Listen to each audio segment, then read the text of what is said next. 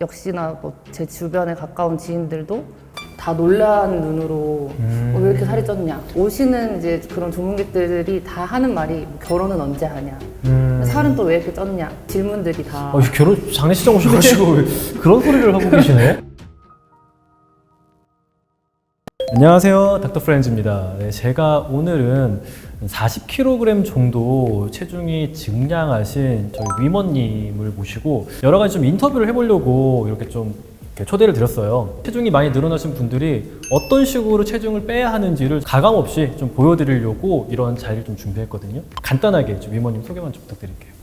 안녕하세요. 저는 40kg가 급격하게 찐 메이크업 아티스트입니다. 사실 예전에 만난 적이 있어요. 저희 닥터 초창기에 메이크업 해주셔가지고. 왜냐면 세상이 이렇게 변했으니까요. 어떤 이유로 살이 그렇게 쪘었는지.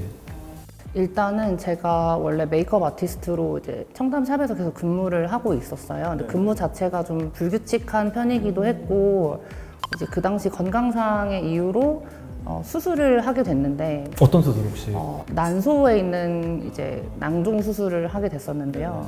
근데 수술을 하고 나서 2달 만에 다시 재수술을 또 응급으로 수술을 하게 됐어요.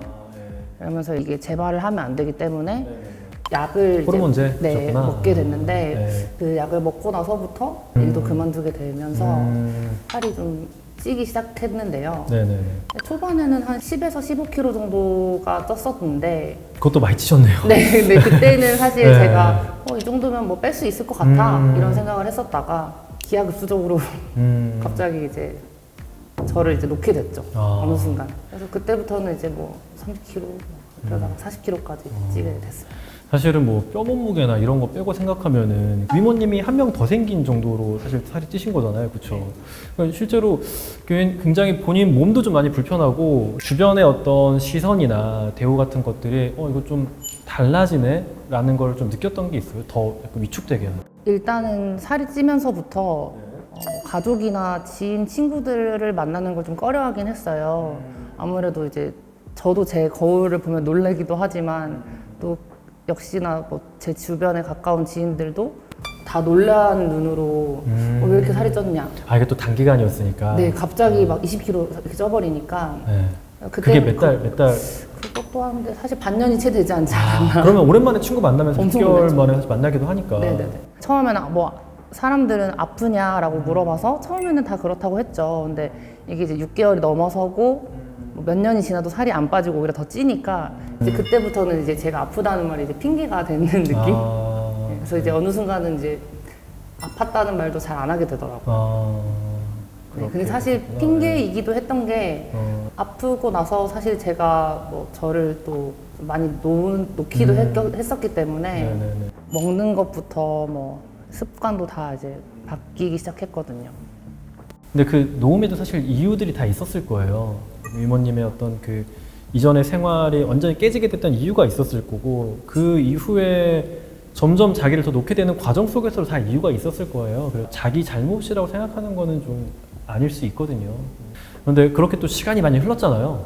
다시 이렇게 좀 용감하게 어쩌면 이렇게 많은 분들한테 다이어트 선언을 하시는 거니까 이런 좀 결심을 하게 된 계기가 있을까요? 이제 살이 많이 찌면서 저도 많이 속상했고 뭐 그랬지만 올해 할머님이 돌아가셨어요. 네. 근데 이제 장례식장을 가서 상복을 입는데 네네네. 이제 88 사이즈도 막 되게 좀 타이트하게 입게 느껴지더라고요. 근데 이제 그렇게 장례식을 아무튼 그렇게 시작을 했는데 오시는 이제 그런 조문객들이 다 하는 말이 결혼은 언제 하냐. 살은 또 왜 이렇게 쪘냐. 모든 그런 그 질문들이 다. 결혼 장례식장 오셔가지고 왜 그런 소리를 하고 계시네. 네, 그래서 이제 네. 약간 3일 내내 좀 불편함을 계속 느꼈었거든요. 네. 네, 그래서 제가 엄마한테 투정을 부렸어요. 아니 조문객들이 왜 다 그런 거에 쓸데없이 이렇게 뭐 네. 관심을 가지냐. 네네. 이러면서 이제 약간 화를 냈는데 엄마가 조용히 그러시더라고요. 사실은 너가 예전에 살이 갑자기 쪘을 때 엄마가 너 살찐 모습을 보고 뒤에서 몰래 우셨대요.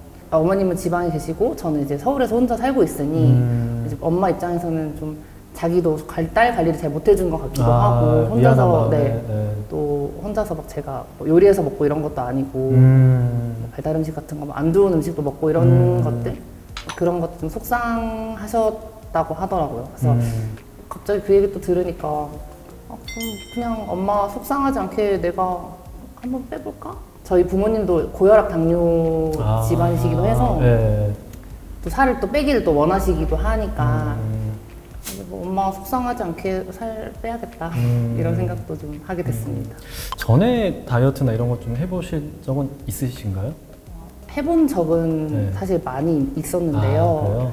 그 전에 50kg대 시절에는 뭐 먹어도 살도 잘 안 찌는 체질이기도 했고 뭐 그런 다이어트에 대한 생각을 전혀 해본 적이 없었는데 이제 살이 갑자기 찌니까 어떻게 다이어트를 해야 할지 방법을 아예 모르겠더라고요.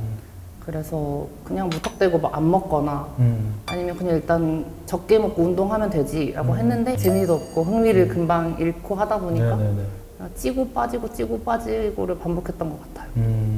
그럼 앞으로 저희가 이전과는 다른 방식으로 한번 진짜 위모님의 어떤 성향 같은 것을 좀 분석을 해드리고 그리고 어떤 삶의 방식이 맞는지를 좀 봐드릴 거예요. 근데 이런 여정 자체가 처음이잖아요. 기대되거나 걱정되는 거 있어요? 앞서 말했듯이 제가 다이어트가 좀 쉽게 포기했던 부분이 있다 보니까 제가 잘 따라올 수 있을까라는 좀 걱정도 되기도 하지만 사실은 가장 걱정되는 건 제가 이제 또 음주를 좀 좋아하는 편인데 얼마나 좋아하세요? 일 끝나고 만약에 말하기 어려운데 저 너무 그러면은 모자이크 해드릴 테니까 사실 어제도 마시고 왔습니다. 양은 어떻게 돼요? 사실 저는 취할 때까지 마셔요. 제가. 취할 때까지 얼마나 마셔요? 취하세요? 평균 소주를 4-5병 마십니다. 4-5병을 마셔요? 네. 그 자리에서? 네. 와, 몇 시간 동안요? 그거는 정해져 있지 않는 것 같아요. 아, 네. 그거 좀 이야기해봐야겠네요. 네. 그러네. 혼자 하긴 좀 힘드신 분이었네요. 네, 맞습니다. 제가 좀 도와드릴게요. 그럼 그 부분에 대해서도 한번 이야기를 나눠보고 네. 왜 그렇게 술에 좀 이렇게 빠지게 됐는지 그것도 이야기해볼게요. 술 끊으려 노력 전 해보신 적 있어요? 아니요, 없어요. 없으시고 네. 알겠습니다. 알겠습니다. 간은 괜찮죠? 네. 아, 좋아요. 숙취가 그러면 없습니다.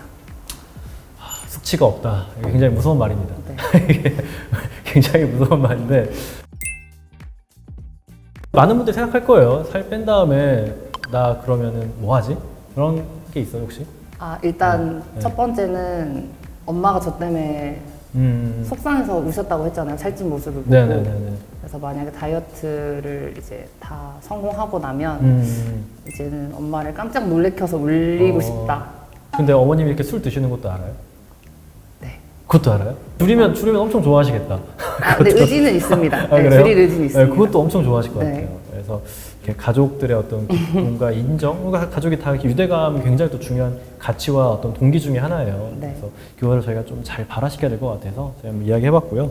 혹시 다이어트를 한다, 그리고 뭐 앞으로 좀 이렇게 달라지는 또 이제 위모님이 되실 텐데 만약에 이제 막 살이 찌기 시작할 때 즈음에 자기를 만나게 된다면은 어떤 이야기를 하고 싶어요? 과거에 저한테요. 네. 은둔 생활을 하지 말아라. 숨어들지 네. 말 살이 쪘다고 움츠러들지 말아라.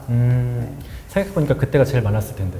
네. 그리고 그때가 더 악순환을 그쵸. 만들어낸 계기가 아니었나 싶거든요. 그러니까 대인관계나 이런 유대감이 굉장히 중요하신데 숨어 들어가면서 그 유대감과 거기에서 오는 만족감과 동기가 없어지니까 더욱더 중독적인 물질, 왜냐하면 이 스트레스가 뇌에는 고통이잖아요. 그래서 그 고통을 온몸으로 감내하면서 중독스러운 물질들에 좀 빠졌던 게 아닌가 싶어요. 그래서 정말 잘 이해하고 있었던 것 같아요.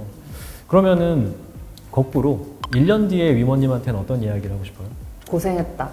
고생할지 안 할지 모르는데 아직. 그래서 과거로. 오히려 더 행복하게 잘 살고 있을 수도 있어요. 지금 이모님보다 훨씬 잘 살고 있을 수도 있어요. 고생은 네가 할 수도 있어요. 그쵸, 과거에 네. 내가 고생했구나. 네. 일단 그 7, 8년 전에 네. 찍은 프로필 사진 좀 빨리 바꿨으면 좋겠고. 아, 푸사가 7, 8년 전 거예요? 네, 살찌고 나서. 메이크업 해주시는 분이 푸사를 네. 그렇게 안 찍으셨어요? 네, 그런 상태고. 인생 내 거 찍으러 가셔야겠네. 네, 그렇죠. 그런 것도 있고. 네. 그때는 제가 옷도 예쁜 것도 많이 입고 다니고 하지 않을까요? 역시 사람들과의 관계에 대해 이야기를 굉장히 많이 하시네요. 근데 이런 분들이 굉장히 많으세요. 저희가 그 비만 낙인이라고 하는 게 있거든요. 시선 혹은 그 시선 때문에 그냥 개인도 사실 그 비만에 대한 그런 뭔가 안 좋은 인식이 있어서 그 낙인을 스스로에게 사실 지우는 것도 있거든요. 자가 낙인이라고 해요. 셀프 스티그마라고 하는데 이런 것들은 알게 모르게 우리 사회가 계속 공유하고 있는 안 좋은 어떤 악습 중에 하나라고 생각을 해요. 그런 것들 좀 깨트려야겠다라는 생각이 좀 드네요. 다시 한 번 더. 헬프님들 중에서도 이렇게 갑자기 살이 찌시고 원래 사람들 만나는 거 굉장히 좋아하셨다가 자기도 모르게 좀 두려운 마음에 숨어들고 오히려 삶이 더 이렇게 악순환의 고리를 밟는 분들이 지금도 있을 거예요. 혹시 어떤 이야기를 해주고 싶으세요? 그런 분들한테? 제가 이번 프로그램에 참여하면서도 느끼고 바라는 점은 저는 그래도 이렇게 용기 내서 나왔지만 진짜 아직도 용기 내신 거죠. 은둔 생활 또 대인 기피 이렇게 못 지내고 계시는 분들도 있을 텐데 이제 제가 성공을 함으로써 저 같은 분들도 저보다 더 힘든 분들도 다이어트를 성공할 수 있는 방법을 좀 알려주고 싶어요. 같이 공유하면서 좋아요, 좋아요. 힘이 되었으면 좋겠습니다. 좋습니다. 네, 그러면은 지금까지 위머님의 이야기를 한번 들어봤고요. 비슷한 분들이 굉장히 많으실 거라고 생각을 해요. 그래서 앞으로 갑자기 살이 찌시고 자기도 모르게 스스로가 작아지는 걸 느끼시는 분들께 좀 도움이 될 만한 이야기들을 계속해서 업로드 할 테니까요. 한번 우리 위머님의 변화를 또 응원해 주시고 다음 컨텐츠도 기대해 주시면 감사하겠습니다. 오늘 나와주셔서 감사합니다. 네, 감사합니다. 네, 감사합니다.